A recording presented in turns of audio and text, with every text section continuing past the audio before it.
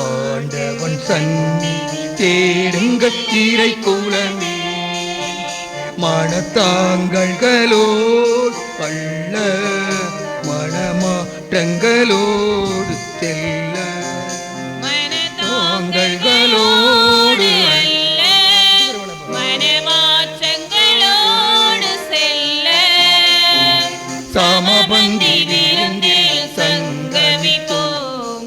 ஆலய பீடம் வாருங்கள் இறை மக்களே, ஆண்டவன் சந்நிதி சேருங்கள் இறை குலமே.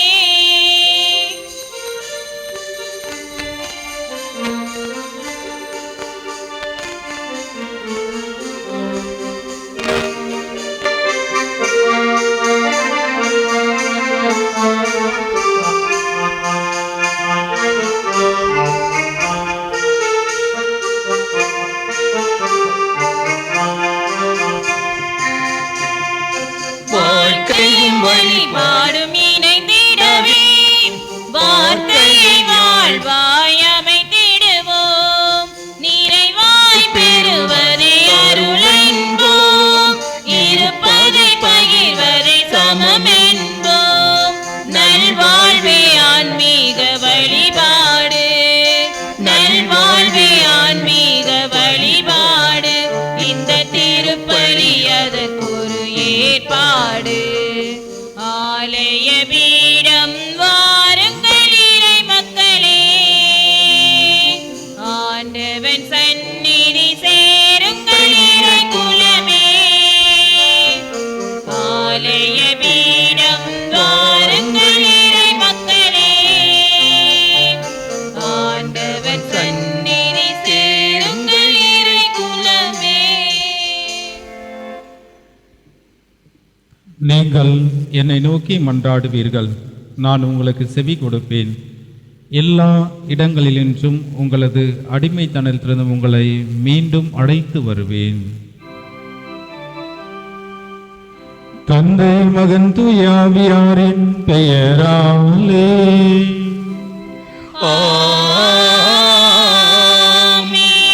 நம் ஆண்டவராகிய இயேசு கிறிஸ்துவின் அருளும் கடவுளின் அன்பும் தூயாவியாரின் நட்புறவும் உங்கள் அனைவரோடும் இருப்பதாக. உம் ஆன்மாவோடும் இருப்பாராக. திருப்பலி முன்னுரை. இறை இயேசுவின் கல்வாரி பலிக்கு அன்பின் மக்களாக குழுமி வந்துள்ள என் அன்பு இறை மக்களே, பொதுக்கால 33ஆம் ஞாயிறு வாரம் எமக்கு புதிய வலிமையையும் புதிய தைரியத்தையும் தருகின்றது. இக்கல்வாரி பலியில் இணைந்து அனைத்தையும் வாரி வழங்கும் இறைவனுக்கு நன்றி கூறுவோம். அவர் கல்வாரி அனுபவத்தை சொந்தமாக்குவோம். அவரின் பாதையில் சென்று அவ்வன்பை பிறரோடு பகிர்ந்து கொள்வோம். இறை வார்த்தைகளின் அனுபவம் அழகானது. நீதியுடன் ஆண்டவர் ஆட்சி செய்வார், நீதியின் கதிர்களை என் மேல் உதிக்க செய்வார். எனவே நாமும் அவரின் பாதையில் நேரிய மனதுடனும் உண்மை வழியில் நடக்க அழைக்கப்படுகின்றோம்.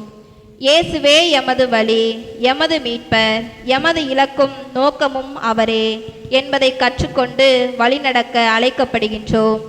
இதையே இன்றைய இறைவார்த்தைகள் எமக்கு தெளிவுபடுத்துகின்றன. இன்றைய திருப்பலியிலே நாம் பல்வேறு விண்ணப்பங்களோடு வந்திருந்தாலும் இவ்வுலகின் தேவைகளில் சற்று கவனத்தை திருப்பி துன்பப்படும் மக்களுக்காக, பட்டினியில் வாடும் மக்களுக்காக, உலகத்தின் ஒவ்வொரு கோணத்திலும் நடைபெறும் யுத்தங்கள் நிறைவுக்கு வர வேண்டும் என்றும், இயற்கை அனர்த்தங்களால் நாளும் துன்பப்படும் மக்களுக்காகவும் மன்றாட இன்று நாம் அழைக்கப்பட்டுள்ளோம். இவ்வுலகத்திலே அனைத்து மக்களும் இறைவனின் பிள்ளைகளே. அவர்கள் யாராக இருந்தாலும் அவர்களையும் எமது உறவாக இணைத்து அவர்களின் நல் வாழ்வுக்காகவும் ஜெபிக்க கடமைப்பட்டுள்ளோம். அத்தோடு எமது திரு அவை முன்னெடுக்கும் அனைத்து முயற்சிகளிலும் நாமும் ஆர்வமுள்ளவர்களாகவும் அத்திரு அவையின் வாழ்வுக்காக உழைப்பவர்களாகவும் திகழ வரம் வேண்டுவோம். நாம் அனைவரும் சேர்ந்து ஒப்புக்கொடுக்கும் இவ்வுன்னத பலியில் இணைந்து நாம் கேட்ட அனைத்து விண்ணப்பங்களையும் இறைவன் பாதம் ஒப்புக்கொடுத்து இறையருள் வேண்டி இப்பணிதனிலே கலந்திடுவோம்.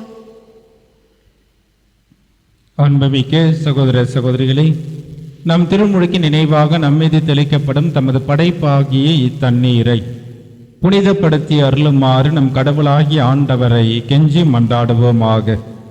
அவரே நமக்கு உதவியளித்து என்று நாம் பெற்றுக்கொண்ட தூய ஆவிக்கு உண்மை உள்ளவர்களாய் நிலைத்திருக்க அருள்வாராக.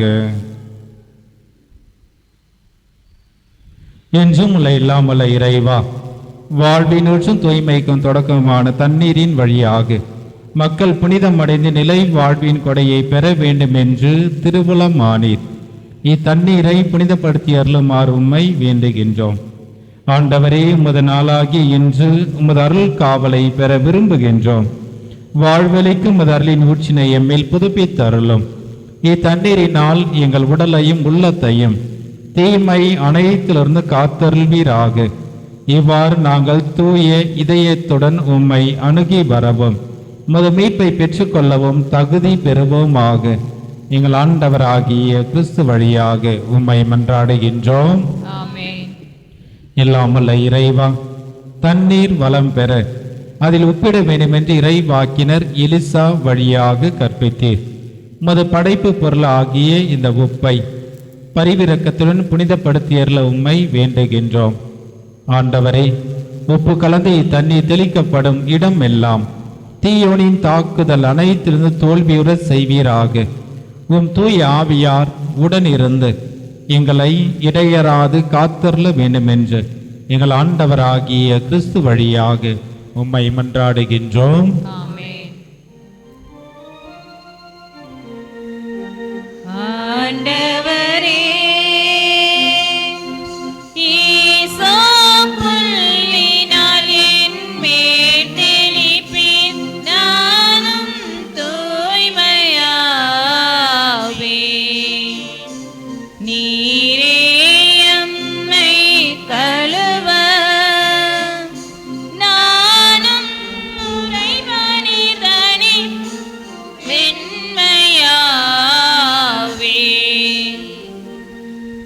இறைவா, உமது இரக்க பெருக்கத்திற்கேற்ப என் மேல் இரக்கம் கொள்ளுவீர். பிதாவும் சுதனும் தூய ஆவியும் துதியும் புகழும் ஒன்றாய் பெருக. தொடக்கத்தில் இருந்தது போல இன்றும் என்றும் நித்தியமாகவும் ஆமென். ஆண்டவரே, ஈசோப்புள்ளினால் என் மேல் நானும் தூய்மையாவேன். நீரே எம்மை கழுவ, நானும் உறைபனிதனினும் வெண்மையாவேன். எல்லாம் உள்ள இறைவன் நம் பாவங்களிலிருந்து நம்மை தூய்மைப்படுத்துவாராக. இந்த நற்கருணை கொண்டாட்டத்தின் வழியாக நாம் அவருடைய ஆட்சியின் விருதில் பங்கு கொள்ள நம்மை தகுதி அடைய செய்தருள்வாராக. ஆமென்.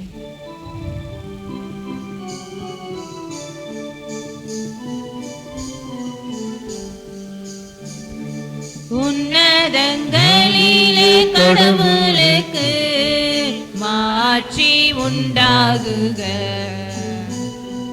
உலகினிலே நல்மனத்தோர்க்கு அமைதியாகுக. உம்மை புகழ்கின்றோம், உம்மை வாழ்த்துகின்றோம், உம்மை ஆராதிக்கின்றோம், உம்மை மாட்சிப்படுத்துகின்றோம். உமது மேலான மாட்சியின் பொருட்டு உமக்கு நன்றி கூறுகின்றோம். ஆண்டவராகிய இறைவா, வானுலக அரசரே, எல்லாம் வல்ல தந்தையாகிய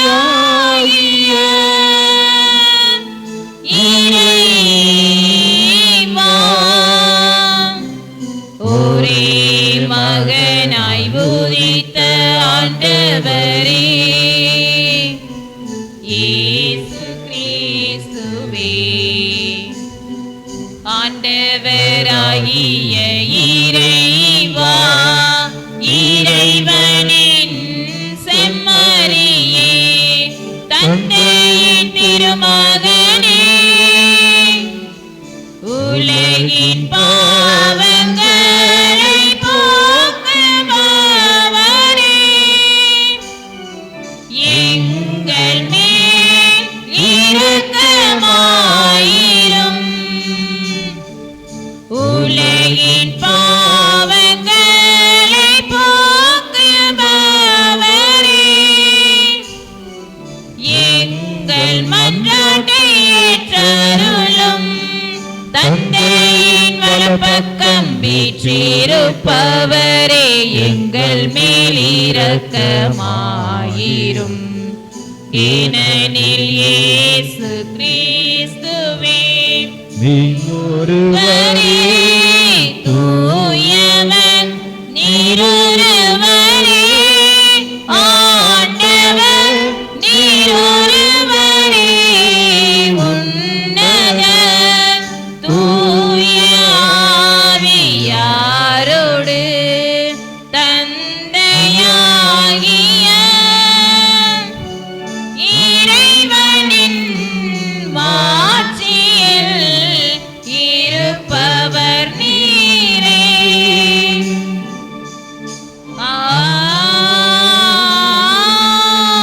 ஆமென். ஜெபிப்போமாக. எங்கள் தாயும் தந்தையுமாகிய இறைவா, உம்மீது நாங்கள் கொண்டுள்ள அன்பினால் எப்பொழுதும் மகிழ்ந்திருக்க நீர் எங்களுக்கு அருள் புரிய வேண்டுகின்றோம்.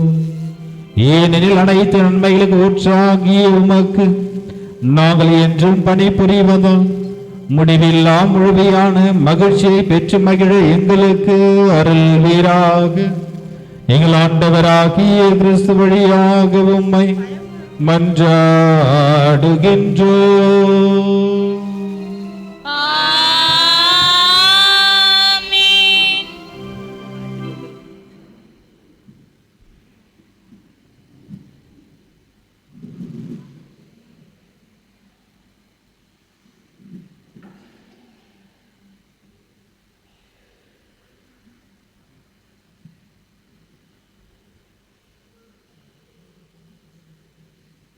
முதல் வாசகம். இறைவாக்கினர் மலாக்கி நூலிலிருந்து வாசகம். அதிகாரம் 4. உயிருள்ள இறை வார்த்தைகள் 1-2 முடிய. இறைவாக்கினர் மலாக்கி நூலிலிருந்து வாசகம். அதிகாரம் 4. உயிருள்ள இறை வார்த்தைகள் 1-2 முடிய. இதோ சூளையலை போல் எரியும் அந்த நாள் வருகின்றன. அப்பொழுது ஆணவக்காரர், கொடுமை செய்வோர் அனைவரும் அதனுள் போடப்பட்ட சருகாவார். வரப்போகும் அந்த நாள் அவருடைய வேரையோ கிளையையோ விட்டு வைக்காது முற்றிலும் சுட்டரித்து விடும் என்கிறார் படைகளின் ஆண்டவர். ஆனால் என் பேருக்கு அஞ்சு நடக்கின்ற உங்கள் மேல் நீதியின் கதிரவன் எழுவான். அவனுடைய ரெக்கைகளின் நலம் தரும் மருந்து இருக்கும். ஆண்டவர் வழங்கும் அருள் வாக்கு.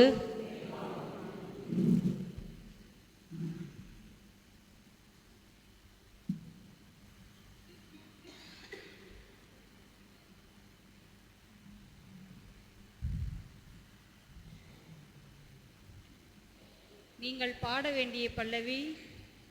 மக்களினங்களை ஆண்டவர் நேர்மையுடன் ஆட்சி செய்கின்றார். மக்களினங்களை ஆண்டவர் நேர்மையுடன் ஆட்சி செய்கின்றார். மக்களினங்களை ஆண்டவர் நேர்மையுடன் ஆட்சி செய்கின்றார். மக்களினங்களை ஆண்டவர் நேர்மையுடன் ஆட்சி செய்கின்றார். மக்களினங்களை ஆண்டவர் நேர்மையுடன் ஆட்சி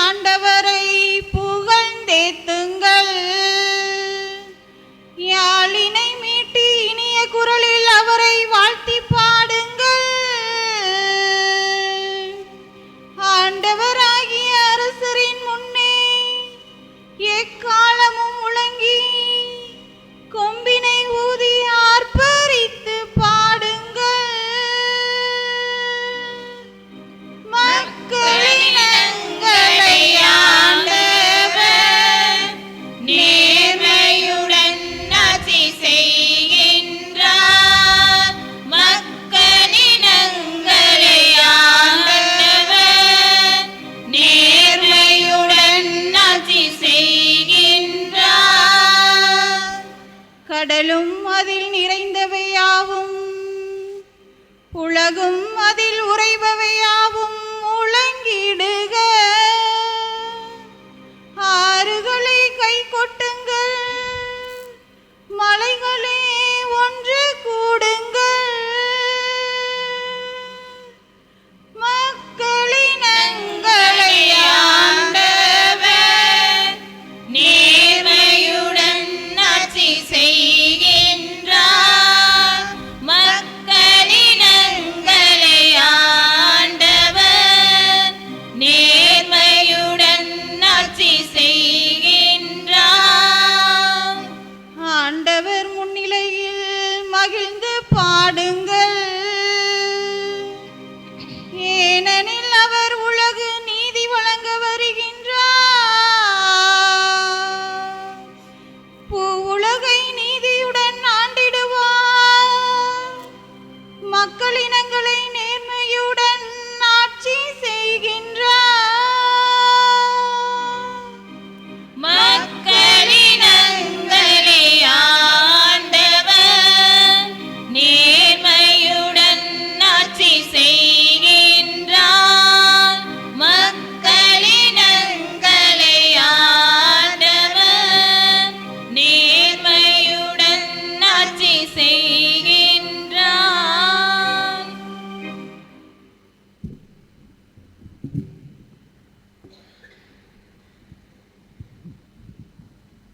இரண்டாம் வாசகம்.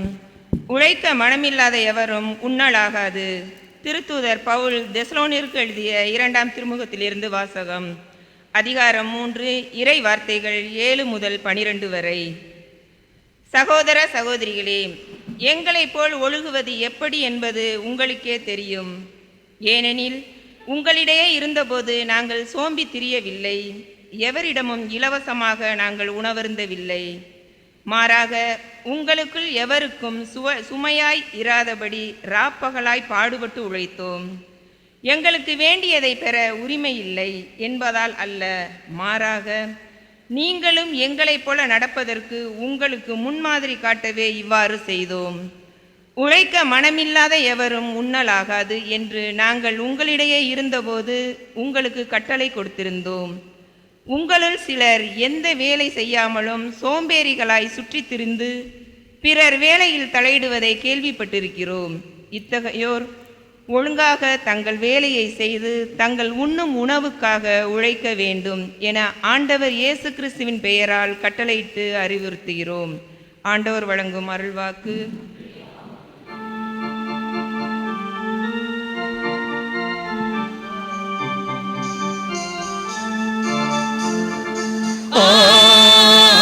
அல்லேலூயா,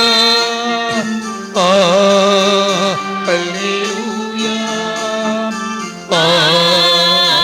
அல்லேலூயா, அல்லேலூயா, அல்லேலூயா, அல்லேலூயா, அல்லேலூயா, அல்லேலூயா, அல்லேலூயா, அல்லேலூயா, அல்லேலூயா, அல்லேலூயா. நீங்கள் தலை நிமிர்ந்து நில்லுங்கள், ஏனெனில் உங்கள் மீட்பு நெருங்கி வருகின்றது. அல்லேலூயா, அல்லேலூயா, அல்லேலூயா, அல்லேலூயா, அல்லேலூயா, அல்லேலூயா, அல்லேலூயா, அல்லேலூயா, அல்லேலூயா. ஆண்டவர் உங்களோடு இருப்பாராக. உம் ஆன்மாவோடும் இருப்பாராக. லூக்கா எழுதிய தூய நற்செய்தியிலிருந்து வாசகம். ஆண்டவரே, மாட்சி உமக்கே.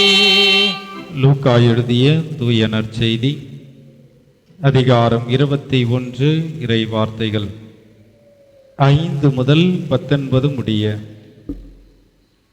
அக்காலத்தில் கோவிலை பற்றி சிலர் பேசிக் கொண்டிருந்தனர். கவின் மிகு கற்களாலும் நேர்ச்சை பொருட்களாலும் கோவில் அழகுபடுத்தப்பட்டிருக்கின்றது என்று சிலர் பேசிக் கொண்டிருந்தனர்.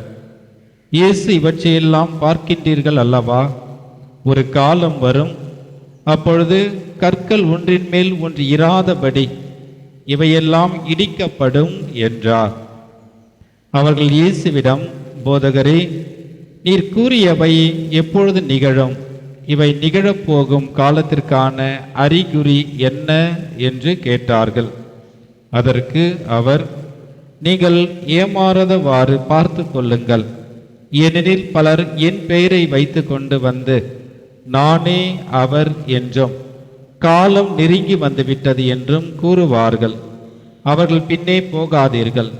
ஆனால் போர் முழக்கங்களையும் குழப்பங்களையும் பற்றி கேள்விப்படும் பொழுது திகில் உதாரீர்கள். ஏனெனில் இவை முதலில் நிகழ்ந்துதான் வேண்டும், ஆனால் உடனே முடிவு வராது என்றார். மேலும் அவர் அவர்களுக்கு தொடர்ந்து கூறியது, நாட்டை எதிர்த்து நாடும், அரசை எதிர்த்து அரசும் எழும். பெரிய நிலநடுக்கங்களும் பல இடங்களில் பஞ்சமும் கொள்ளை நோயும் ஏற்படும். அச்சுறுத்தக்கூடிய பெரிய அடையாளங்களும் வானில் தோன்றும். இவை அனைத்தும் நடந்தேறும் முன் அவர்கள் உங்களை பிடித்து துன்புறுத்துவார்கள். தொழுகை கூடங்களுக்கு கொண்டு செல்வார்கள். சிறையில் அடைக்கப்படுவார்கள். என் பெயரின் பொருட்டு அரசரிடமும் ஆளுநரிடம் இழுத்து செல்வார்கள். எனக்கு சான்று பகர இவை உங்களுக்கு வாய்ப்பளிக்கும். அப்பொழுது என்ன பதில் அளிப்பது என முன்னதாகவே நீங்கள் கவலைப்பட வேண்டாம்.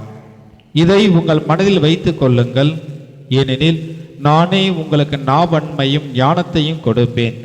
உங்கள் எதிரில் எவராலும் உங்களை எதிர்த்து நிற்கவும் எதிர்த்து பேசவும் முடியாது. ஆனால் உங்கள் பெற்றோரும் சகோதர சகோதரிகளும் உறவினர்களும் நண்பர்களும் உங்களை காட்டி கொடுப்பார்கள்.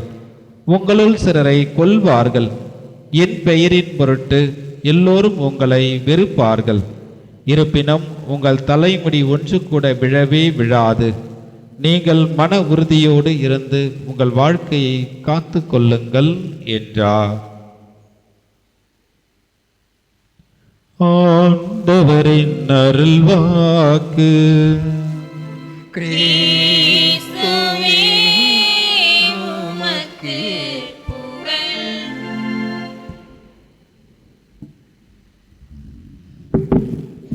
இயேசுவில் பிரியமான சகோதர சகோதரிகளே, இன்றைய நற்செய்தியினுடைய முதல் பகுதியாக ஆலயத்தினுடைய அழகை மக்கள் அங்கே வர்ணிக்கின்றார்கள். கவின் மிகு கற்களாலும் எழில் மிகு கற்களாலும் கட்டப்பட்டிருக்கின்றது. ஆலயத்தை பற்றி இவர்கள் சொல்கிறார்கள். இயேசுவனுடைய பதில் பார்த்தவுடனே சொல்கிறார், இதுவும் சிறிது காலம்தான். ஒரு கல் மேல் இன்னொரு கல் இல்லாமல் போகலாம் என்று அவர்களை சொல்கிறார். ஆனால் புரியவில்லை. எதை பற்றி சொன்னார்? எருசலேம் தேவாலயம், ஒரே ஒரு தேவாலயம். யூதர்கள் நீண்ட காலமாக வழிபட்ட எதிர்பார்த்த அந்த ஒரே ஒரு பேராலயம், தேவாலயம். தாவீது அரசர் ஆண்டவருக்கு ஆலயம் கட்ட மிகப்பெரிய ஒரு ஆசைப்படுகிறார். அவருடைய ஆசையானது, நான் எப்படியாவது ஒரு ஆலயம் கட்ட வேண்டும், அதிலே ஆண்டவருக்கு பலி செலுத்த வேண்டும், வழிபாடு நடத்த வேண்டும், மக்கள் அனைவரும் ஒன்று கூட வேண்டும் என்பதுதான் தாவீது அரசர் தன்னுடைய வாழ்க்கையிலே அதிகமாக எதிர்பார்த்த ஒரு மிகப்பெரிய ஒரு ஆசை. ஆலயம் கட்டுவதற்கான அனைத்து ஏற்பாடுகளையும் அவர் செய்கிறார். கடவுள் அங்கே அவரை தடுத்து நிறுத்துகிறார். நீ ஒரு பாவி, ஆலயம் ஒரு தூய்மையான ஒரு இடம், பலி செலுத்த வழிபாடு நடத்த. ஒரு பாவியாகிய நீர் என்னுடைய ஆலயத்தை கட்டி எழுப்புவது முறையல்ல, சரியல்ல, முடியாத காரியம் என்று சொல்லி, நீ இரத்த பழிக்கும் பிறருடைய பொருட்களும் மனைவி மீதும் ஆசைப்பட்டவனதால் நீ தகுதியற்ற ஒரு மனிதர் என்று அவரை தடுத்து நிறுத்துகிறார். உன் மகன் சாலமோன் எனக்கு விற்று ஒரு ஆலயம் கட்டுவான், அங்கேதான் வழிபாடு நடக்கும் என்பதுதான் கடவுளுடைய ஒரு வெளிப்பாடாகவும் இருந்தது.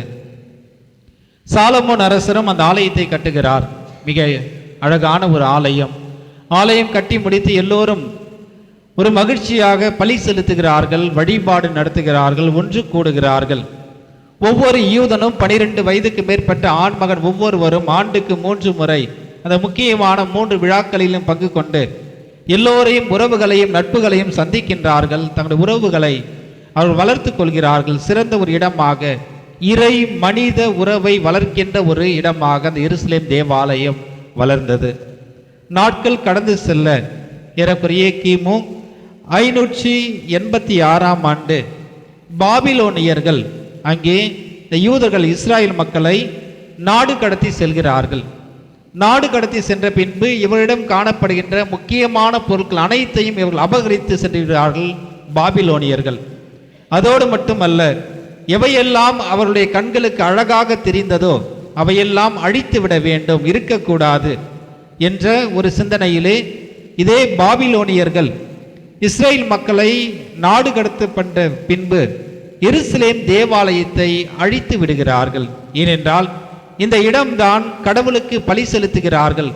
கடவுள் ஒருவேளை இவருடைய ஜெபத்தை கேட்டுவிட்டால் நாம் என்ன செய்ய முடியும்? எனவே இந்த இடம் இருக்கக்கூடாது என்று பாபிலோனியர்கள் எருசலேமை தரைமட்டமாகி விடுகிறார்கள். இவையெல்லாம் ஒரு மிகப்பெரிய ஒரு அழிவாக கருதிய அந்த இஸ்ரேல் மக்கள் மீண்டும் விடுதலை பெற்ற பின்பு அந்த இடத்தை வந்து பார்க்கின்றார்கள், அழுகின்றார்கள். எங்களுக்கென்று ஆலயம் இல்லை, ஆண்டவருக்கு வழிபாடு செலுத்த இடம் இல்லை, நாங்கள் என்ன செய்வோம் என்று மிகவும் அந்த கஷ்டப்பட்ட அந்த 516 மீண்டும் வருகிறார்கள்.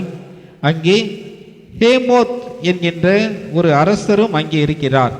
ஆனால் அவர்தான் ஏற்கனவே அந்த 2வது முறையாக அந்த கட்டப்படுகின்ற அந்த ஒரு ஆலயத்தை புதுப்பிக்கின்ற ஒரு சிறந்த ஒரு மன்னராகவும் அங்கே திகழ்கின்றார். அந்த ஆலயத்தை கட்டி ஹேரோத் புதுப்பித்து மக்களை வழிபட அனைவரையும் அழைக்கின்றார். எல்லோரும் வருகிறார்கள். சிறந்த ஒரு கலைஞராக இருக்கின்றார். எல்லோரும் பார்க்கின்றார்கள், மகிழ்கின்றார்கள். இந்த மகிழ்ச்சியின் அந்த நேரத்திலே மக்கள் அனைவரும் ஒன்று கூடி எல்லோரும் இணைந்து பலி செலுத்துகிறார்கள். அவர்கள் எதிர்பார்க்காத ஒரு மகிழ்ச்சி அங்கே அவர்களுக்கு பிறக்கின்றது. இவையெல்லாம் ஏறக்குறைய இயேசு பிறப்பதற்கு முன்பு ஒரு 20 ஆண்டு காலத்துக்கு முன்பாக நடக்கின்ற ஒரு இறுதி நிகழ்வாக இருக்கின்றது. இயேசு பிறக்கின்றார். இயேசு பிறக்கும் பொழுது வரலாற்றை 2ஆக பிரிக்கின்றார். கிமு கிபி. ஏறக்குறைய இயேசு பிறந்து 33 ஆண்டு காலம் உலகில் வாழ்கின்றார். 3 ஆண்டுகளிலே தன்னுடைய பணி வாழ்வில் அவர் பார்க்கும் பொழுதுதான் இந்த வார்த்தையை அவர் எருசலேம் தேவாலயத்தை பார்த்த உடனே சொல்கிறார். அங்கே எல்லோரும் வருகிறார்கள், பலி செலுத்துகின்ற அந்த சூழ்நிலையில் மக்கள் சொல்கின்ற அந்த வார்த்தை மிக அழகான எழில்மிகு கற்களால் கட்டப்பட்டுள்ள இந்த ஆலயம் என்று சொன்ன உடனே இயேசு அங்கே அவர்களை பார்த்து சொல்கிறார், ஒரு கல் இன்னொரு கல் மேல் இல்லாதபடி இதுவும் அழியக்கூடும் என்ற வார்த்தையை தன்னுடைய 33வது வயதிலே இயேசு அவர்களுக்கு சொல்கிறார். ஏறக்குறைய கிபி 33இல் இந்த வார்த்தை அங்கே பயன்படுத்தப்படுகிறது. ஏன் சொல்கிறார்? இந்த நம்முடைய பார்க்கின்ற ஒவ்வொன்றும் அழியக்கூடியது, நிலையானவை அல்ல. நம்முடைய விசுவாசம் மட்டும் ஒன்றுதான் எப்பொழுதும் நிலைத்திருக்கும். அதனால் கடவுள் நம்பிக்கை உள்ள மனிதர்களாக நீங்கள் வாழ வேண்டும். உலகம் சார்ந்த பொருட்களை விட இந்த ஆலயம் கடவுள் வழிபாடு செய்கிற இடம், அந்த வழிபாடு செய்கிற இடம் நம்பிக்கையோடும் விசுவாசத்தோடும் ஒவ்வொரு மனிதனும் எப்பொழுதும் நிலைத்திருக்க வேண்டும். ஒருவேளை இடம் மாறலாம், பொருள் மாறலாம், ஆனால் உங்களுடைய நம்பிக்கையும் விசுவாசம் ஒரு நாளும் தளர்வு ஏற்படக்கூடாது என்று சொல்கிறார்.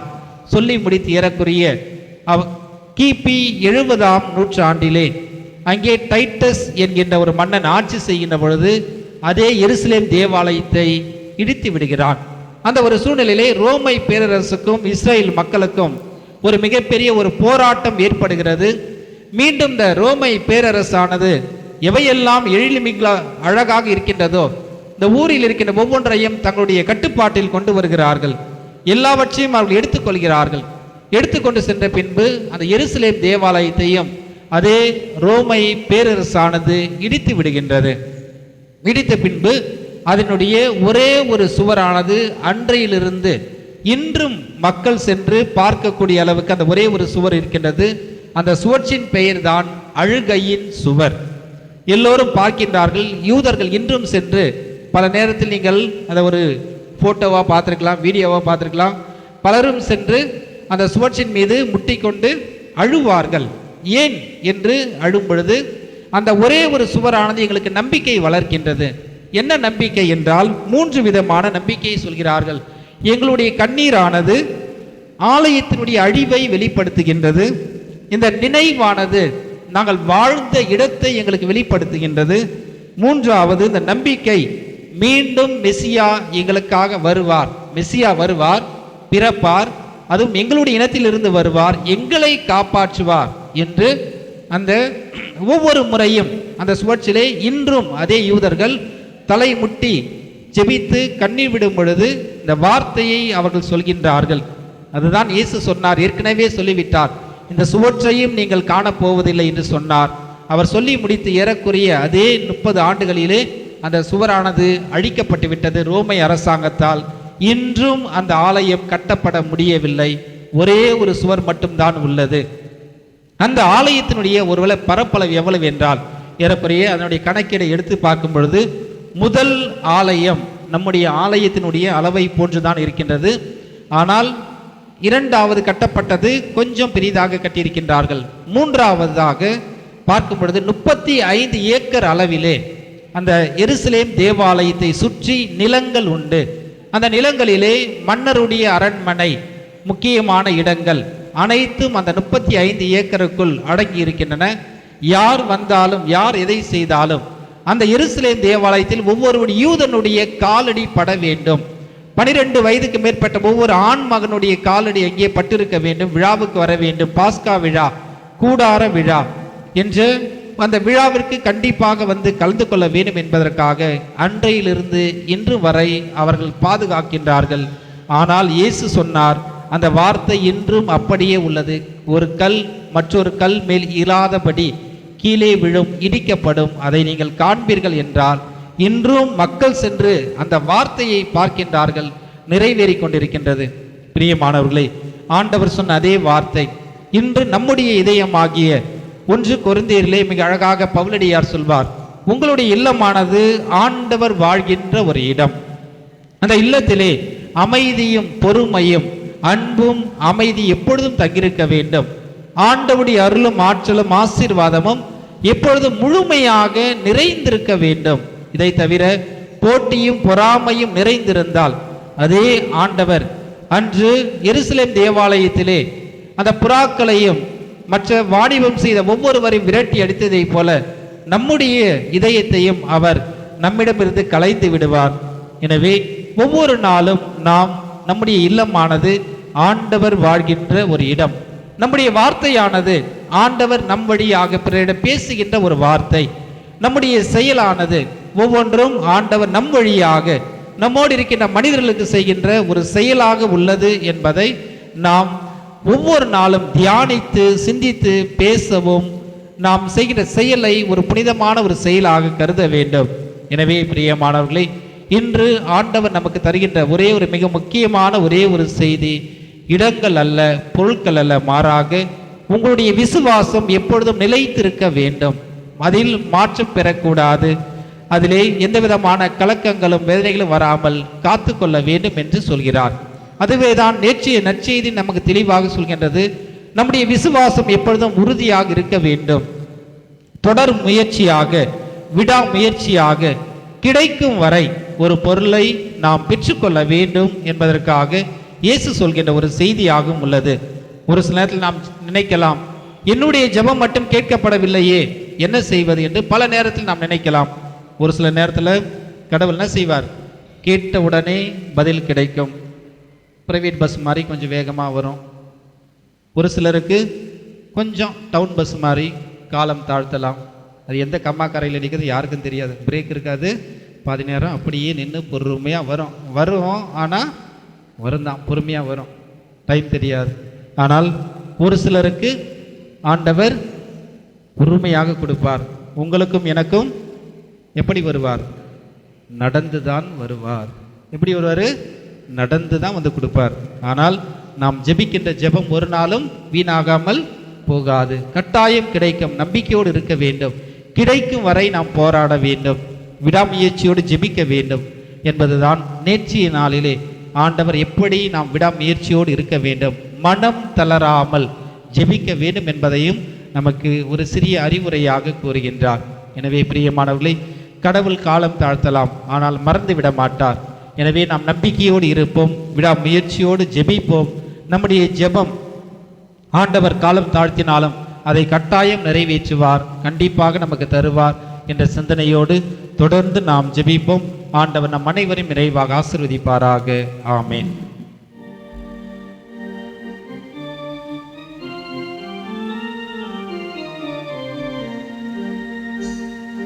விண்ணையும் மண்ணையும் படைத்தவராம் கடவுள் ஒருவர் இருக்கின்றார். தந்தை மகன் தூய ஆவியராய் ஒன்றாய் வாழ்வோரை நம்புகிறேன். தூய ஆவியின் வல்லமையால் இறைமகன் நமக்காய் மனிதரானார். கன்னி மரியிடம் பிறந்தவராம் இயேசுவை உறுதியாய் நம்புகிறேன். பிலாத்துவின் ஆட்சியில் பாடுபட்டார், சிலுவையில் இருந்து அடக்கப்பட்டார். மூன்றாம் நாளில் உயிர்த்தெழுந்தார். இறப்பின் மீதே வெற்றி கொண்டார். விண்ணகம் வாழும் தந்தையிடம் அரியணை கொண்டு இருக்கின்றார். உலகம் முடியும் காலத்திலே நடுவரை திரும்பவும் வந்திடுவார். தூய ஆவியாரை நம்புகிறேன். பாரினில் அவர் துணை வேண்டுகிறேன். பாவ மன்னிப்பு தூய்மை பெற்று பரிகார வாழ்வில் நிலைத்திடுவேன். திரு அவை உரைப்பதை நம்புகிறேன். புனிதர்கள் உறவை நம்புகிறேன். உடலின் உயிர்ப்பை நிலை வாழ்வை உறுதியுடனே நம்புகிறேன். ஆமென். கேளுங்கள், உங்களுக்கு கொடுக்கப்படும் என்ற நம் ஆண்டவர் இயேசுவிடம் நம்பிக்கையோடு நம்முடைய விண்ணப்பங்கள், வேண்டுதல்கள், தேவைகள் அனைத்தையும் சமர்ப்பித்து மன்றாடுவோம். கவின்மிகு கற்களாலும் நேர்ச்சை பொருட்களாலும் கட்டப்படும் ஆலயங்கள் அழியலாம், ஆனால்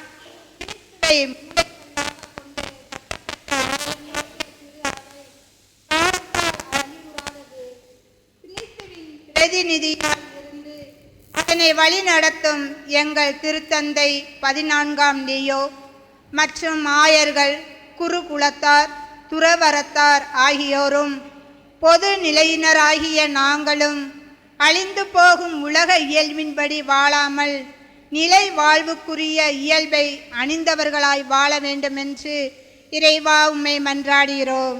ஆண்டவரே, எங்கள் மன்றாட்டை கேட்டருளும். நாட்டை எதிர்த்து நாடும், அரசை எதிர்த்து அரசும் தொடுகின்ற போர்களும், பல இடங்களில் ஏற்பட்டு வருகிற நிலநடுக்கங்களும், வெள்ளங்களும், பஞ்சமும், கொள்ளை நோயும், அச்சுறுத்தக்கூடிய பெரிய அடையாளங்களும், இனப்படுகொலைகள், மத கலவரங்கள் மற்றும் துப்புறுத்தல்கள் ஆகியவை குறைதொழிய இக்காலத்தில் நீர்தாமே நீதியின் கதிரவனை எழச் செய்து அமைதி எனும் நலம் தரும் மருந்தினை தந்து தலைவர்களையும் குடிமக்களையும் வழி நடத்திட வேண்டும் என்று இறைவா உம்மை மன்றாடுகின்றோம். ஆண்டவரே, எங்கள் மன்றாட்டை கேட்டருளும். தலை நிமிர்ந்து நில்லுங்கள், ஏனெனில் உங்கள் மீட்பு நெருங்கி வருகின்றது என்கின்ற நற்செய்தி வாழ்த்தொழியால் நம்பிக்கை ஊட்டம் பெறும் நாங்கள் இறந்த அடியோர்களை நினைவு கூறும் இந்த நவம்பர் மாதத்தில் எங்கள் குடும்பங்கள், அன்பியங்கள் மற்றும் பங்கில் மரித்த அனைத்து ஆத்மாக்களுக்காகவும் நாங்கள் நன்றியோடு நினைவு கூர்ந்து ஜெபிக்க கடமைப்பட்டுள்ள அனைத்து நல்லோர்களுக்காகவும் மன்றாடுகின்றோம். நித்திய இலைப்பாற்றியை அவர்களுக்கு அளித்தருள வேண்டுமென்று இறைவா உம்மை மன்றாடுகின்றோம். மன்றாட்டை கேட்டருளும். உழைக்க மனமில்லாத எவரும் உண்ணலாகாது, என்கிற பவுலடியாரின் போதனைக்கேற்ப நாங்கள் அனைவரும் கடின உழைப்பாளிகளாகவும் பொறுப்புள்ள மனிதர்களாகவும் விளங்கிட வேண்டுமென்றும் எம் இளையோருக்கும் வேலையின்றி தவிக்கும் அனைவருக்கும் அவரவர் தகுதிக்கேற்ப நல்ல பணி கிடைத்திட வேண்டுமென்றும் இறைவா உம்மை மன்றாடுகின்றோம். ஆண்டவரே எங்கள் மன்றாட்டை கேட்டருளும்.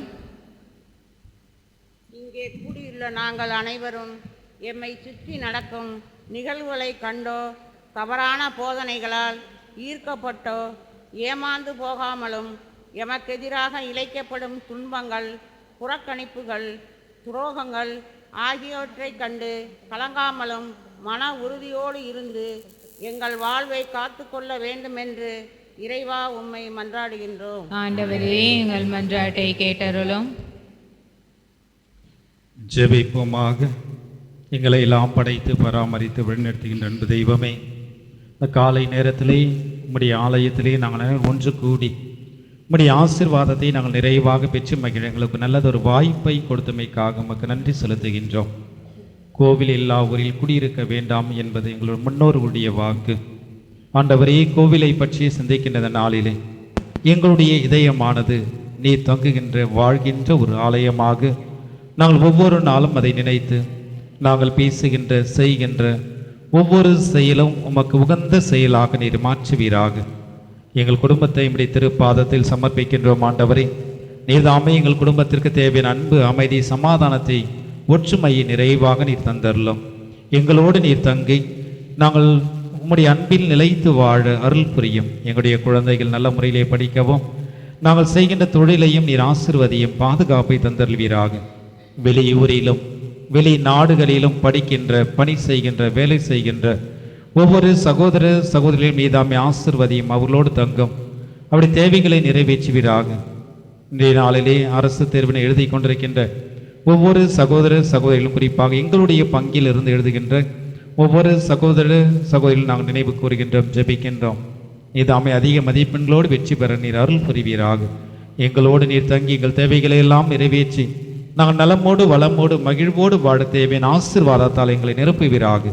எங்கள் ஆண்டவராகிய கிறிஸ்து வழியாக உம்மை மன்றாடுகின்றோம். ஆமென்.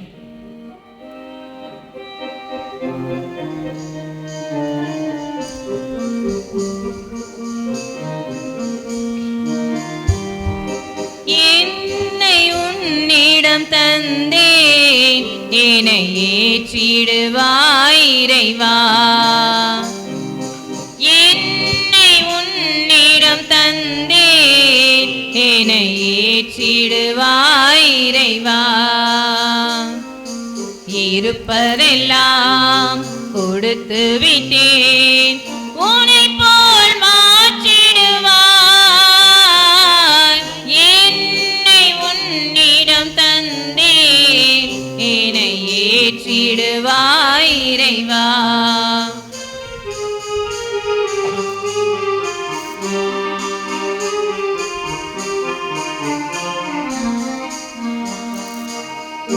நொறுங்கிய உள்ளம் தருகின்றேன், நிறைவினை காண விளைகின்றேன். நொறுங்கிய உள்ளம் தருகின்றேன், நிறைவினை காண விளைகின்றேன். உன்னிடத்தில் சரணடைந்தேன், இனி எல்லாமும் நிறைவாகும். உன்னிடத்தில் சரணடைந்தேன், இனி எல்லாமும் நிறைவாகும். அதை உணர்ந்து கொண்டேன் இறைவா, என்னை உன்னிடம் தந்தேன், என்னை ஏற்றிடுவாய் இறைவா. சகோதரமே, நாம் அனைவரும் இணைந்து ஒப்பு கொடுக்கும் இத்திருப்பலி எல்லாம் வல்ல தந்தைக்கு ஏற்றதாகும்படி ஜெபியுங்கள். ஆண்டவர் தம் திருப்பெயரின் புகழ்ச்சிக்காகவும் ஆட்சிக்காகவும் நமது நன்மைக்காகவும் புனித திரு அவையின் அனைத்து நலனுக்காகவும் உமது கையிலிருந்து இப்பலியை ஏற்றுக்கொள்வாராக. பேரிரக்கமுள்ள இறைவா, நாங்கள் உம் திருமுன் மகிழ்வோடு கொண்டு வந்துள்ள எங்கள் எளிய காணிக்கைகளை தயவாய் கண்ணோக்கி அருளும். அதனால் மாண்புக்குரியவும் திருமுன் நாங்கள் ஒப்புக் கொடுக்கும் இக்காணிக்கை இறை பற்றின் அருளையும் நிலையான பேரின்பத்தையும் எங்களுக்கு அருள்வீராக. எங்கள் ஆண்டவராகிய கிறிஸ்து வழியாக உம்மை மன்றாடுகின்றோம். ஆண்டவர் உங்களோடு இருப்பாராக.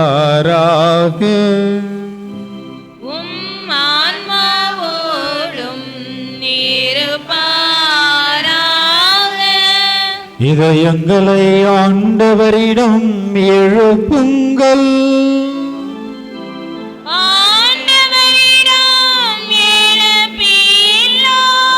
நம் இறைவனாகிய ஆண்டவருக்கு நன்றி கூறுவோம்.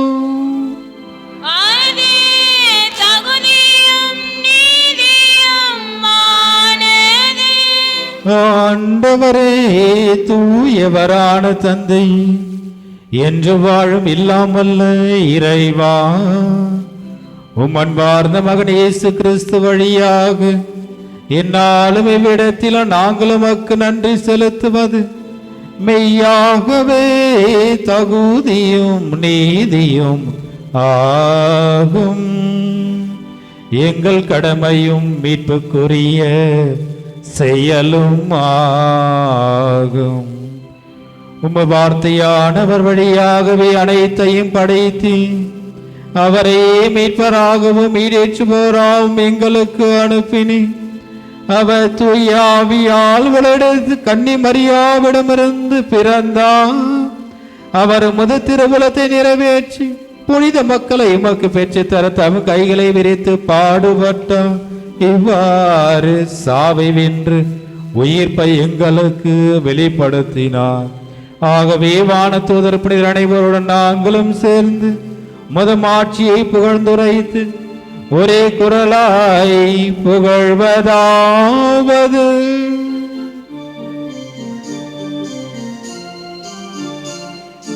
தூயவர் தூயவர் தூயவர் வான்படைகளின் கடவுளாம் ஆண்டவர்.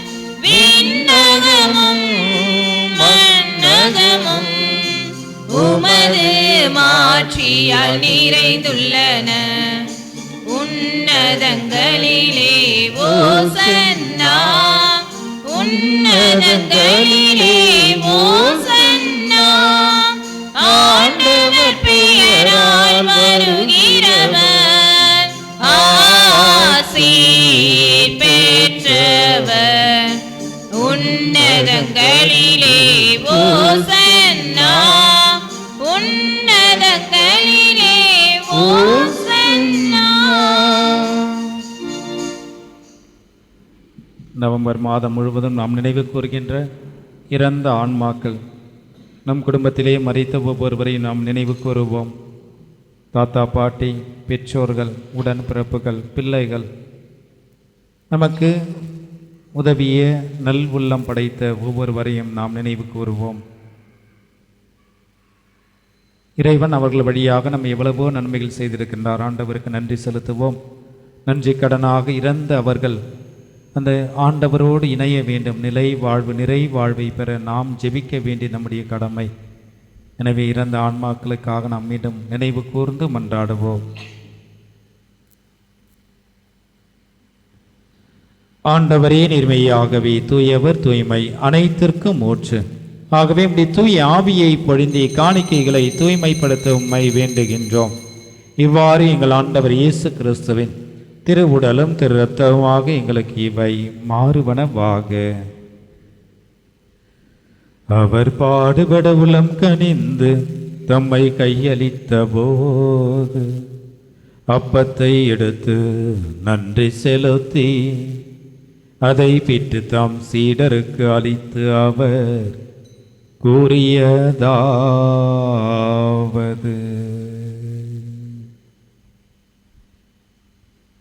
அனைவரும் இதை பெற்று உண்ணுங்கள்,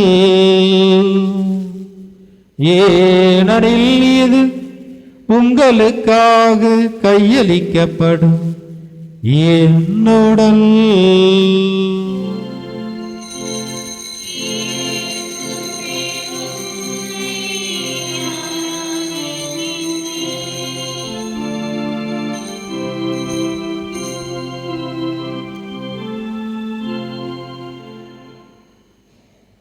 அவ்வனமே உணவருந்திய பின் மகிமை நிறைந்த தம் திருக்கரத்தால் திராட்சை ரசம் நிறைந்த கிண்ணத்தை எடுத்து உமக்கு நன்றி செலுத்தி தம் சீடருக்கு அளித்து அவர் கூறியதாவது: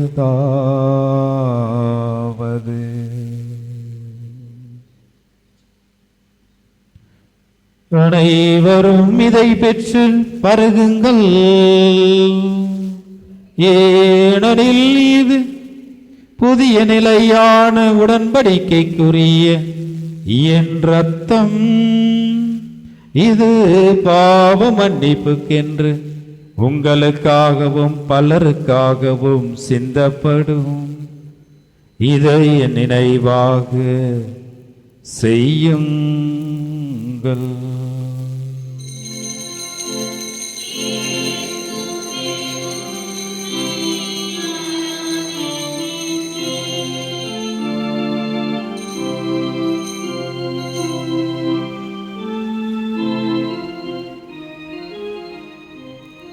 நம்பிக்கையின் மறை பொருள்.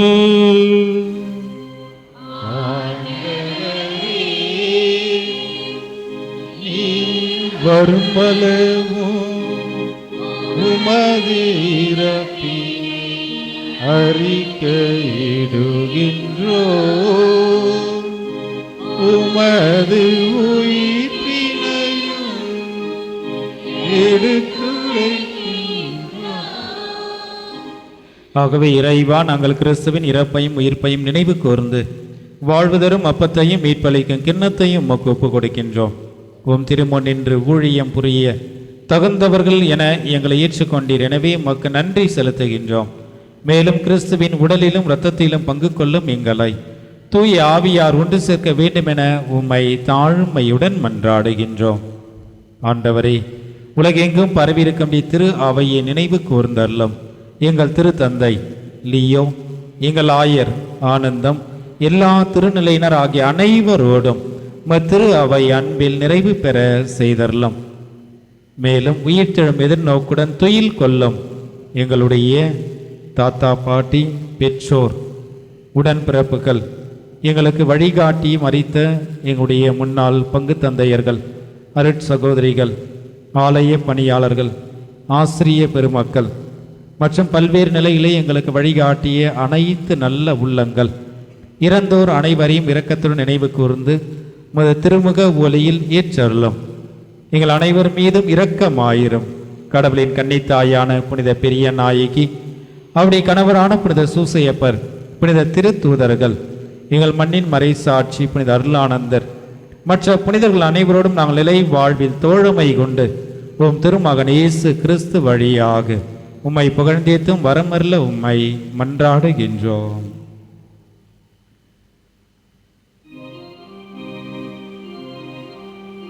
இவர் வழியாக, இவரோடு, இவரில் எல்லாம் வல்ல இறைவனாகிய தந்தையே, தூயாவியாரின் ஒன்றிப்பில் எல்லா புகழும் மாட்சியும் என்றென்றும் உமக்கே உரியதே.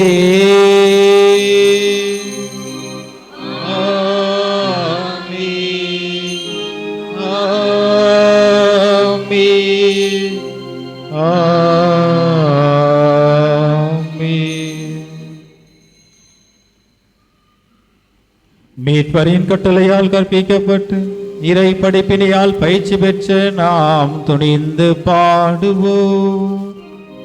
விண்ணுலகில் இருக்கிற எங்கள் தந்தையே, உமது பெயர் தூயது என போற்றப் பெறுக. உமது ஆட்சி வருக. உமது திருவுளம் விண்ணுலகில் நிறைவேறுவது போல மண்ணுலகிலும் நிறைவேறுக. எங்கள் அன்றாட உணவை இன்று எங்களுக்கு தாரும். எங்களுக்கு எதிராக குற்றம் செய்வோரை நாங்கள் மன்னிப்பது போல எங்கள் குற்றங்களை மன்னியும், எங்களை சோதனைக்கு உட்படுத்தாதேயும், தீமையிலிருந்து எங்களை விடுவித்தருளும். ஆண்டவரே, எங்களை வாட்டி வதைக்கின்ற தீமைகள், தீராத நோய்கள், மனநோய்கள், கடன் சுமைகள் அனைத்திலிருந்தும் எங்களை விடுவித்து எங்கள் வாழ்நாளில் அமைதியை கனிவுடன் அருள உம்மை மன்றாடுகின்றோம். உமது இரக்கத்தின் உதவியால் நாங்கள் பாவத்திலிருந்து எப்பொழுதும் விடுதலை பெற்று யாதொரு கலக்கமும் இன்றி நலமாயிருப்போமாக. நாங்கள் எதிர்நோக்கியிருக்கும் பேரின்பத்திற்காகவும் மீட்பராகிய இயேசு கிறிஸ்துவின் வருகைக்காகவும் காத்திருக்கின்றோம். ஏனெனில் ஆட்சியும் வல்லமையும் மாட்சியும் என்றென்றும் உமதே.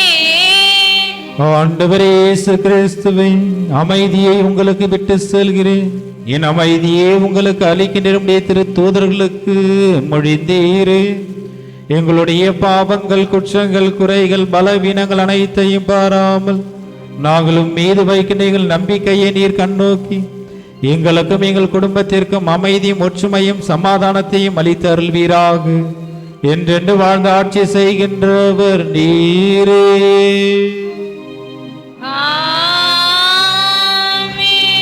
ஆண்டோடைய அமைதி உங்கள் அனைவரோடும் இருப்பதாக. உம் ஆன்மாவோடும் இருப்பதாக. நம் ஆண்டோடைய அமைதியும் சமாதானத்தையும் ஒருவர் மற்றவரோடு பகிர்ந்து மகிழ்வோம். சமாதானம்.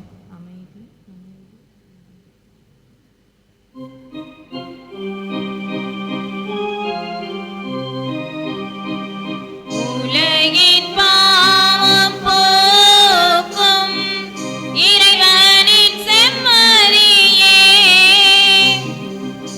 எம் மேல் இரக்கம் வையும்.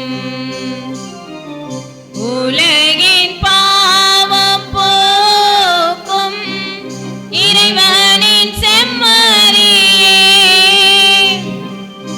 எம் மேல் இரக்கம் வையும். உலகின் பாவம் போக்கும் இறைவனின் செம்மறியே, எமக்கு அமைதி அருளும். அனைவரும் இணைந்து ஜெபிப்போம். ஆண்டவரே இயேசு கிறிஸ்துவே,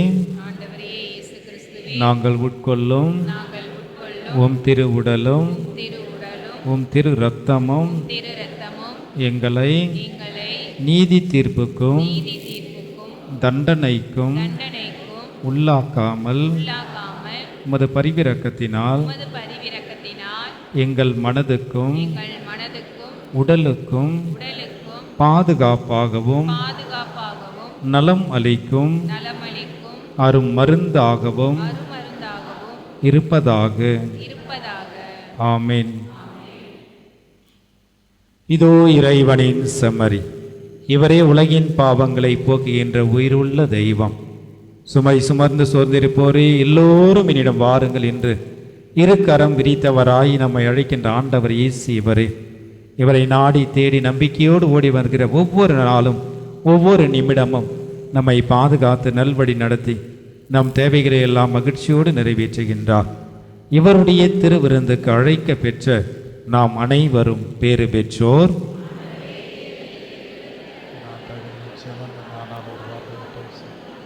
ஆன்மா நலமடையும்.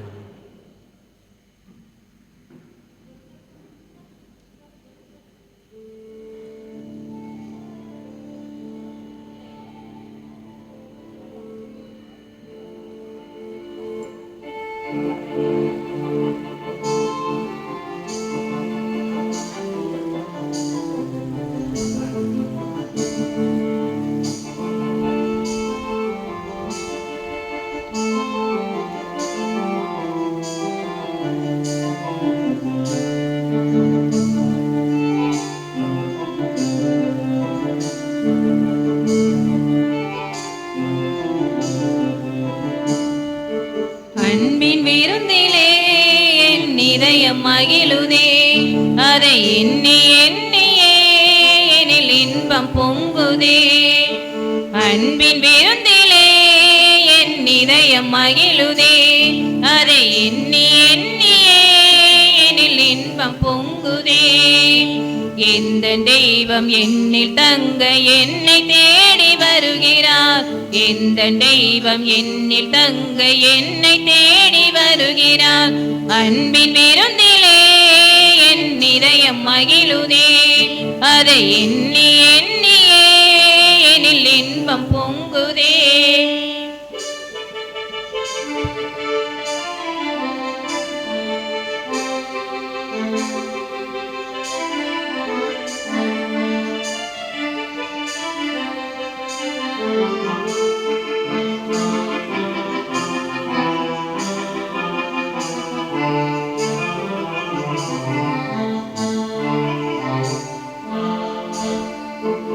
இறைவார்த்தை வழியிலே மெழுகாகும் என் வாழ்வு. அவர் வாழ்வின் ஒளியிலே விடிவாகும் புது உறவு. இறைவார்த்தை வழியிலே மெழுகாகும் என் வாழ்வு. அவர் வாழ்வின் ஒளியிலே விடிவாகும் புது உறவு. உறவாக கரம் சேர பலியானார் விருந்திலே. உறவாக கரம் சேர பலியானார் விருந்திலே. திரளாக பகிர்ந்துண்ண தினம் தோறும் அழைக்கிறார். அன்பின் விருந்திலே என் இதயம் மகிழுதே. அதை எண்ணி எண்ணியே எனில் இன்பம் பொங்குதே. அன்பின் விருந்திலே என் இதயம் மகிழுதே. அதை எண்ணி எண்ணியே எனில் இன்பம் பொங்குதே.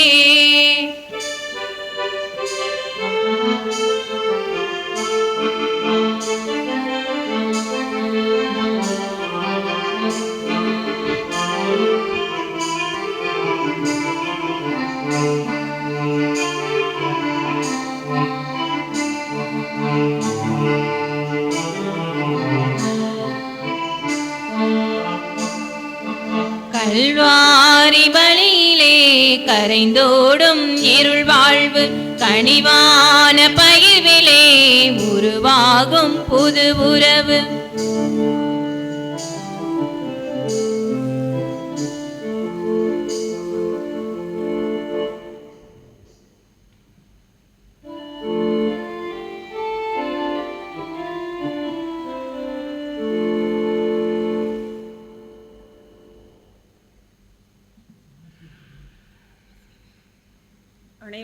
அனைவரும் முழந்தாளிடவும். கிறிஸ்துவின் ஆன்மாவே என்னை புனிதப்படுத்தியருளும். கிறிஸ்துவின் திரு உடலே என்னை மீட்டருளும். கிறிஸ்துவின் திரு இரத்தமே எனக்கு எழுச்சியூட்டியருளும். கிறிஸ்துவின் மிலாவிலிருந்து வழிந்தோடிய தண்ணீரே என்னை கழுவியருளும். கிறிஸ்துவின் பாடுகளே என்னை தேற்றியருளும். ஓ நல்ல இயேசுவே, எனக்கு செவிசாய்த்தருளும். உம் திரு காயங்களுக்குள் என்னை மறைத்தருளும். உம்மிடம் இருந்து என்னை பிரிய விடாதேயும். தீய பகைவரிடமிருந்து என்னை காத்தருளும். எனது இறப்பின் வேளையில் என்னை அழைத்தருளும். உம்மிடம் வர எனக்கு கட்டளையிட்டருளும். உம் புனிதர்களோடு எக்காலமும் உன்னை புகழச் செய்தருளும். ஆமேன்.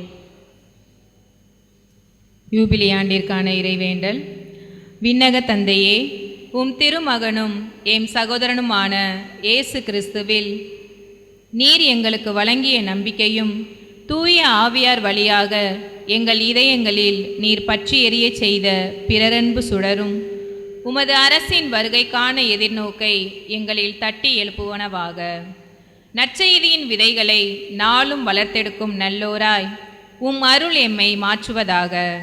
தீமையின் ஆற்றல்கள் மறைந்து உம் ஆட்சி நீடித்து ஒளிரும் பொருட்டு மானிட உள்ளங்களும் முழு அண்டவெளியும் புதிய விண்ணகம் புதிய மன்னகம் நோக்கிய காத்திருத்தலில் மாற்றம் பெறுவனவாக. யூபிலி கொண்டாட்டத்தின் அருள் விண்ணக செல்வங்களுக்கான ஆர்வத்தை எதிர்நோக்கின் திருப்பயணிகளாகிய எம்மேல் தூண்டி எழுப்புவதவாக. அதே அருள் எம் மீட்பரின் மகிழ்ச்சியையும் அமைதியையும் அகிலமெங்கும் அளிப்பதாக.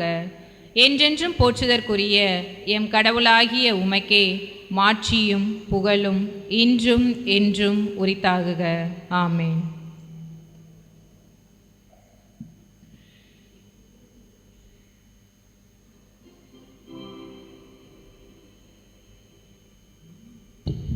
உறுதியாக உங்களுக்கு சொல்கிறேன், நீங்கள் எவற்றையெல்லாம் கேட்பீர்களோ அவற்றை பெற்றுவிட்டீர்கள் என நம்புங்கள். ஜெபிப்போமாக. வாழ்வளிக்கும் வல்லலையும் இறைவா, தூய மறை நிகழ்வுகளால் நிறைவு பெற்ற நாங்கள் உமக்கு நன்றி நல்கின்றோம். அதனால் தமது நினைவாக நாங்கள் செய்யுமாறு உம் திருமகன் கட்டளையிட்டவற்றை எங்கள் அன்பின் வளர்ச்சிக்கு இட்டு செல்ல அருள்வீராக. எங்கள் ஆண்டவராகிய கிறிஸ்து வழியாக உம்மை மன்றாடுகின்றோம்.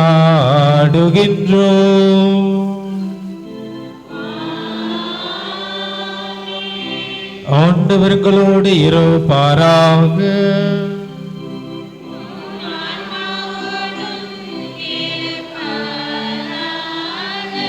எல்லாம் வல்ல இறைவன் தந்தை மகன் தூய ஆவியார் உங்கள் அனைவரையும் இறைவாக ஆசீர்வதிப்பாராக.